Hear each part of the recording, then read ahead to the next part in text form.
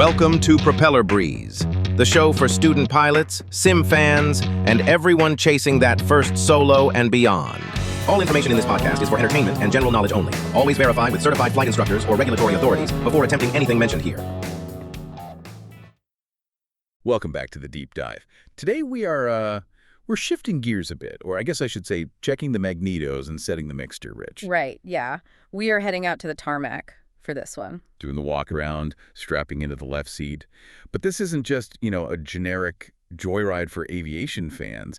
We have a very specific listener in mind today. We do. We are talking directly to you, the student pilot. Exactly. Maybe you are maybe 10 hours in, or maybe you're 40 hours in and frantically prepping for your check ride. You know exactly who you are. Oh yeah, you're the one currently sweating through your shirt. Frantically scanning 6 different instruments while your instructor is just shouting about more right rudder. Always more right rudder. Always. And you're just trying to keep the shiny side up. We have all been there. I mean, it is that overwhelming phase where you feel like you're barely reacting to the machine. You're just chasing needles around the dials. You're completely behind the airplane.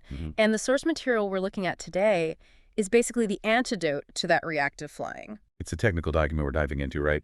Titled The Principles of Flight Energy Management. Yeah, that's the one. And the premise is actually really simple.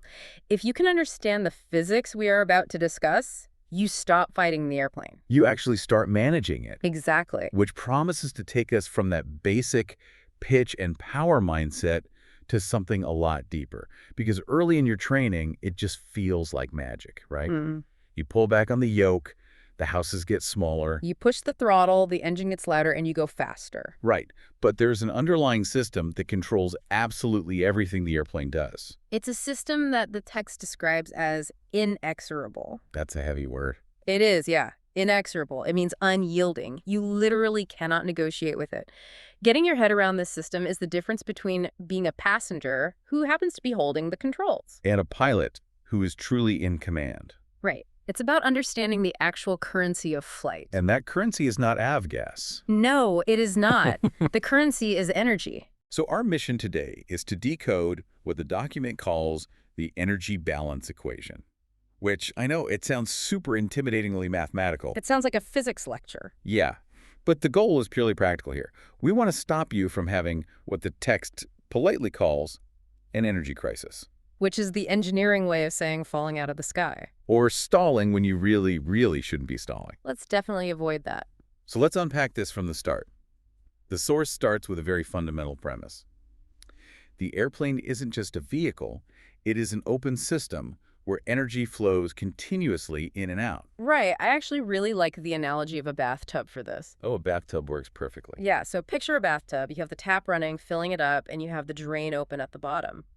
The water level at any given second just depends on the fight between those two things. And in our case, the tap, the energy flowing into the system, that's thrust. Denoted as T in the physics formulas. Right. That comes from your engine burning fuel.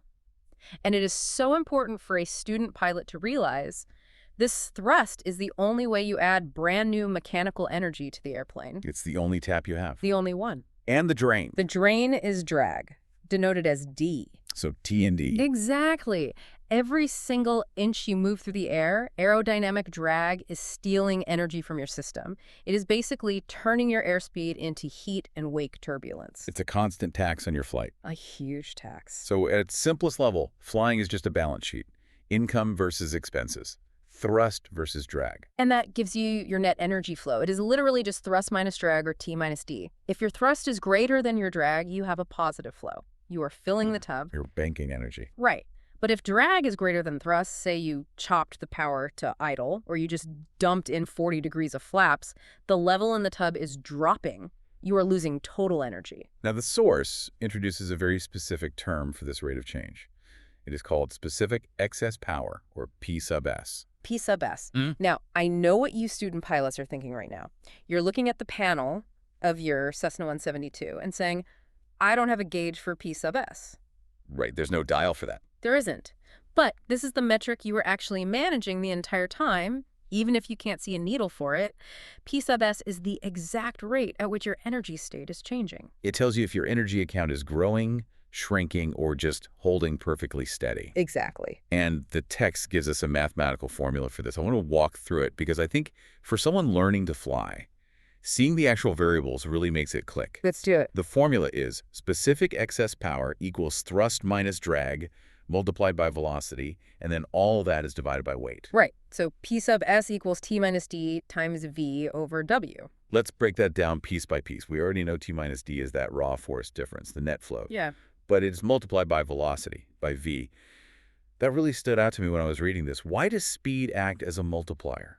This is a crucial concept that honestly gets glossed over in a lot of ground schools. It goes all the way back to the core physics definition of power. Power is force times velocity. Okay. Think about it this way. If your engine gives you 100 pounds of excess thrust, and you apply that force while you're flying at 50 knots, you're doing a certain amount of work. Right. But if you apply that exact same 100 pounds of force while you are moving at 150 knots, you are covering 3 times the distance in the exact same amount of time. So you're physically doing more work on the airplane. You are adding energy to your body count at a much faster rate. Speed is an asset. When you are flying fast, your engine is essentially way more efficient at building up total energy. That makes total sense. Yeah. But I assume that multiplier cuts both ways, doesn't it? It absolutely cuts both ways. And this is the danger zone for a student pilot. If you have a negative energy flow, meaning your drag is higher than your thrust. Which happens a lot. Right. And if you are going fast while that is happening, that negative number is also being multiplied by your velocity. Oh, wow. So a dirty airplane, gear down, flaps down, if it's moving at a high airspeed, it bleeds energy incredibly fast. Catastrophically fast. This is exactly why, if you lose an engine in flight, you don't just point the nose at the ground and dive to keep your speed up indefinitely. Because the faster you go, the faster you drain the tub. Exactly. You pitch for best glide speed. You are actively trying to find the specific velocity that minimizes that drain on your energy. Okay, that clears up the V multiplier perfectly. Then we have the denominator in the formula, which is weight, W. Right. And this one is super intuitive for anyone who has flown with a heavy passenger load on a hot July afternoon. Weight is in the denominator. So the heavier the aircraft is, the smaller your P sub S value becomes. Because dividing by a bigger number shrinks the result. Yes. A heavy plane simply accelerates slower and climbs slower given the exact same amount of excess thrust. Extra weight literally suppresses your ability to change your energy state. Okay, so this P sub S value, this rate of energy change, can be positive, it can be negative, or it can be exactly zero. 0 is a really interesting state. That is equilibrium. Straight and level flight at a constant speed. Your thrust perfectly equals your drag. The tub isn't filling, but it isn't draining either. You are just perfectly maintaining the water level. All right, so we have firmly established the flow. Energy comes in from the engine, it leaves via aerodynamic drag, but energy doesn't just vanish into thin air. It has to actually go somewhere in the physical world. Right. The text has this great diagram for this, figure 42, the energy balance equation. This is the core visualization for the student pilot. If you take absolutely nothing else away from this deep dive today, visualize this. Imagine a giant equal sign painted right in the dead center of your windshield. Okay, I am picturing the equal sign. On the left side of that equation is everything we just talked about. Net energy flow. The income minus the expense. It represents the actual change happening to your total energy account. And on the right side of the equal sign. The right side is energy storage. If you have a surplus over on the left side, it absolutely must show up as storage on the right side. And for an airplane in flight, there are only 2 possible places to store that energy. Altitude and airspeed. Yes. Potential energy, which is your altitude, and kinetic energy, which is your airspeed. The text refers to this as energy distribution. And the source uses that heavy phrase again right here. It says they are inexorably balanced. It means you cannot cheat physics. Ever. Whether you are accelerating down the runway, decelerating, climbing, descending, or flying a loop-the-loop, the equation holds true. A change on the left side must result in a matching change on the right side. Always. So practically speaking, if you jam the throttle all the way forward, you are vastly increasing the left side. So the right side has to go up to match it. That has no choice. None. The airplane will either climb and gain altitude, or it will accelerate and gain speed, or it will do a mixture of both. But it has to do something. And conversely, if I pull the throttle back to idle, You've completely cut off the income. The left side crashes to 0 or negative, so the right side must also crash. you will descend or you will slow down. You literally cannot maintain both your altitude and your airspeed if the left side of the equation doesn't have the thrust to support it. You know, this feels like the perfect scientific explanation for the classic student pilot trap, the low and slow turn from base to final. Oh, absolutely. It is the textbook definition of an energy crisis.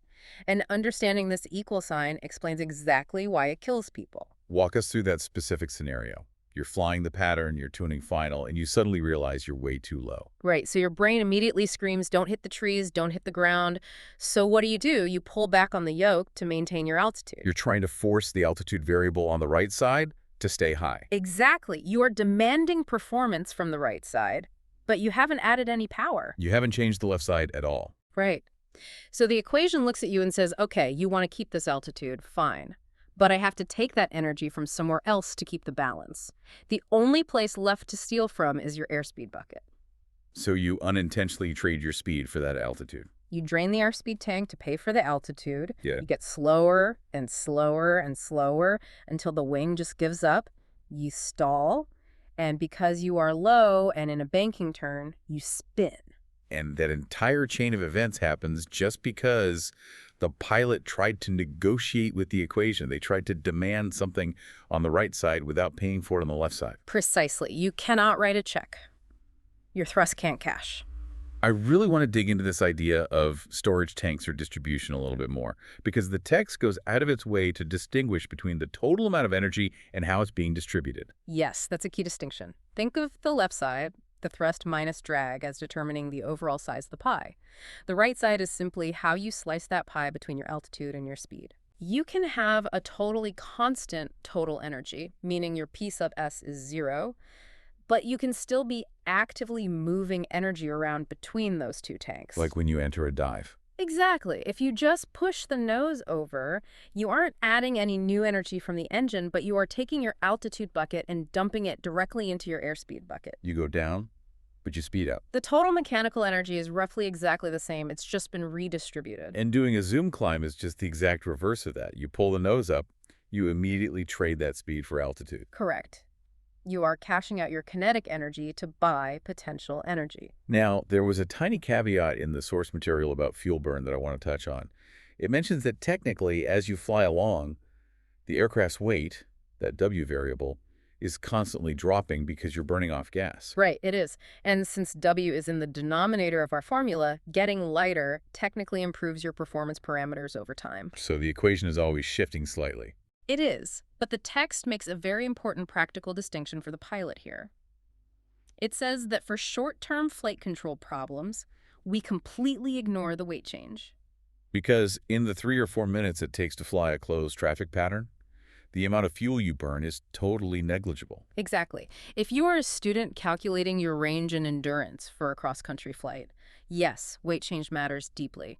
But if you are in a steep turn trying not to stall, the fact that you just burned a quart of avgas is completely irrelevant. The energy balance in that moment is immediate. It's instantaneous. Okay, so we have the physics down. We understand the inexorable balance. Now let's put the pilot back in the left seat. The source has a whole section called "The Pilot Controls the Change." This is the real aha moment for flight controls. Because as a student, you always struggle with what controls what. Oh yeah. Does the throttle control speed? Does the pitch control altitude? The old pitch for airspeed, power for altitude debate. It's a mantra for a reason, but the equation actually tells us why it works. Let's look at the actual controls through the lens of our formula. The throttle controls your engine. The engine creates thrust. And thrust lives on the left side of the equation. It's the net energy flow. Right. So the throttle controls the total energy of the entire system. The throttle is your main energy faucet. Correct. If you want more total energy, meaning you want to climb without losing speed or you want to speed up without losing altitude, you have to open the tap. You need to add throttle. And the elevator. The elevator controls your pitch. In our equation, the elevator primarily influences the right side. It controls the distribution. That's the energy manager. It's the bank teller. The elevator decides, okay, we have this much total energy coming in from the engine. I'm going to allocate 60% of it to speed and 40% to altitude. Right. When you pull back on the yoke, you are telling the airplane, move funds from the speed account to the altitude account. When you push forward, you're saying, move funds from altitude into speed. So the core skill of being a pilot isn't just steering the plane around the sky. It's actually coordination. The source puts it absolutely perfectly. It says, how the pilot coordinates the throttle and elevator is at the core of energy management, because you are almost always trying to hit two targets at exactly the same time. A target altitude and a target airspeed. Exactly. Let's apply this to a real-world, high-stress scenario for a student, a go-around. Oh, great example. The ultimate energy test. You are coming in to land, you're 50 feet off the deck, suddenly the tower calls, go around, aircraft on the runway. You are low and you are slow, right at landing speed. You need to get out of there fast. This is a massive high-demand event. You need to increase altitude rapidly to clear the obstacles, and D, you need to increase airspeed to climb safely away. You need the right side of the equation to grow massively in both buckets at the same time. Which means your left side must absolutely skyrocket immediately. So you slam the throttle forward, maximum thrust. You are flooding the system with fresh energy, but, and this is the key to surviving the maneuver, you can't just throttle up and sit there. If you just shove the power in and didn't touch the yoke, The nose would likely pitch up violently on its own from the prop wash and thrust line.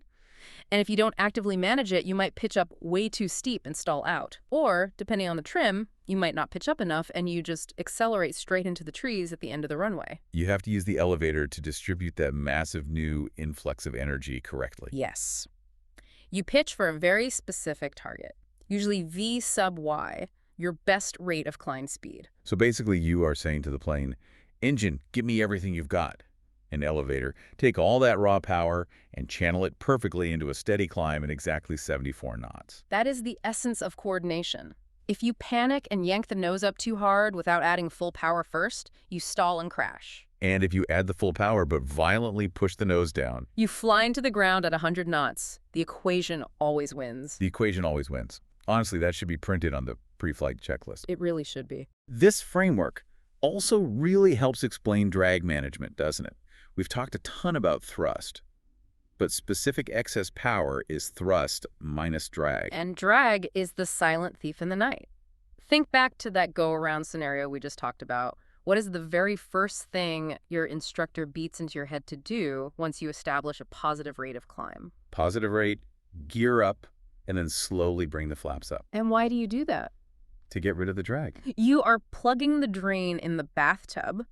By retracting the heavy landing gear and bringing those barn door flaps up, you instantly reduce D. If D gets smaller, Then T minus D gets dramatically bigger. Your net energy flow increases instantly. You haven't added a single extra horsepower to the engine, but you've stopped the massive leading. all that extra energy suddenly becomes available to climb. It's basically free energy. Yeah. It is pure aerodynamic efficiency. And for a student pilot, forgetting to clean up the airplane is such a common mistake. They're sitting there wondering, why is this thing climbing so poorly at full throttle? Because you've left the giant drain wide open. Ex- The text mentions avoiding energy crises. And we talked about the stall, which is running out of airspeed, running out of energy. But is there such a thing as a high energy crisis? Oh, absolutely. We definitely don't talk about it as much in primary training, but being high and fast on an approach is a massive energy crisis. Because you have too much potential energy in altitude and too much kinetic energy in speed. Right. And your goal is to land the airplane, which means you need to be low and slow. You essentially need to completely bankrupt the energy system. But you can't bleed it off fast enough. If you shove the nose down to dive and lose altitude, what happens? You gain a ton of speed. And if you pull the nose up to bleed off that speed, you balloon up and gain altitude. You are completely trapped in the balance equation. So what do you even do in that situation? You have to completely maximize the outflow. You pull the throttle all the way to idle, so T becomes 0.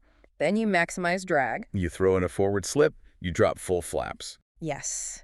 You are frantically trying to widen the drain as much as structurally possible to dump all that excess energy before the runway threshold. But sometimes Sometimes the equation just says no. you just can't dump it fast enough. You end up floating halfway down the runway, bleeding speed and ground effect. The only safe call there is to execute a go-around. You just have to acknowledge that you have too much energy to safely put the tires on the pavement. Exactly. It really changes your perspective on flying. When you botch an approach, you aren't just bad at landing. You just completely failed to manage your energy account 5 miles back. Aviation really is a game of anticipation.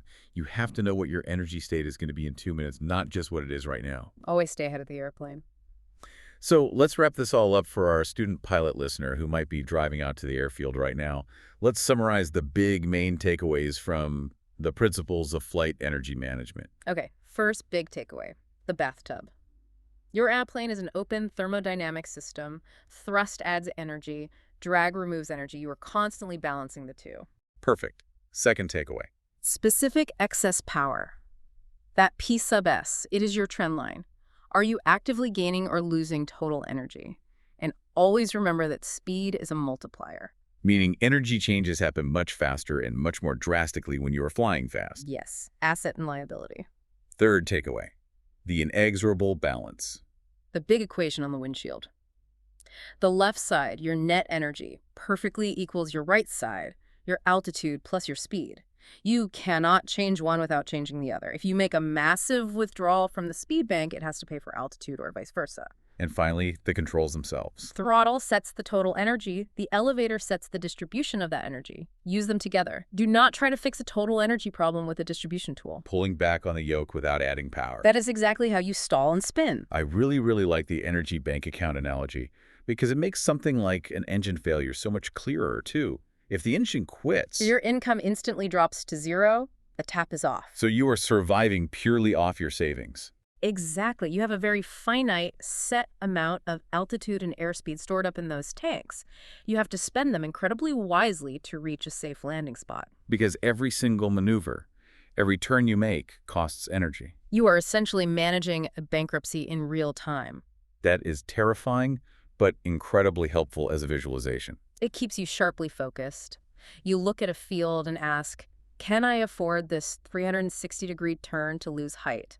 And the answer might be no. It costs too much altitude. I can't afford it. Well, this has definitely been a highly technical deep dive, but man, is it foundational. It really is the pure physics of flight stripped down to the studs. I want to leave you with a final thought today, listener. We spent a lot of time talking about this inexorable balance. The fact that the equation is always active. Every single millisecond, you are in the air. Physics never sleeps. That means every single time you nudge that throttle forward or twitch the yoke backward, you are actively solving a complex math problem in real time. The real question is, are you doing it consciously? That's the key. Because if you aren't tracking exactly where that energy is flowing, from the left side over to the right side, the airplane is going to decide for you. And it will almost always decide to sacrifice the one thing you need most, like your airspeed on a low base to final turn, exactly when you can least afford to lose it. Exactly. So the next time you strap into the left seat, ask yourself, are you flying the equation, or is the equation flying you? Thanks for diving in with us today. Keep your energy up, fly safe, and we will catch you on the next one. That's it for this episode. Keep your wings level, your brain sharp, and catch you next time in the pattern. Thanks for riding with Propeller Breeze.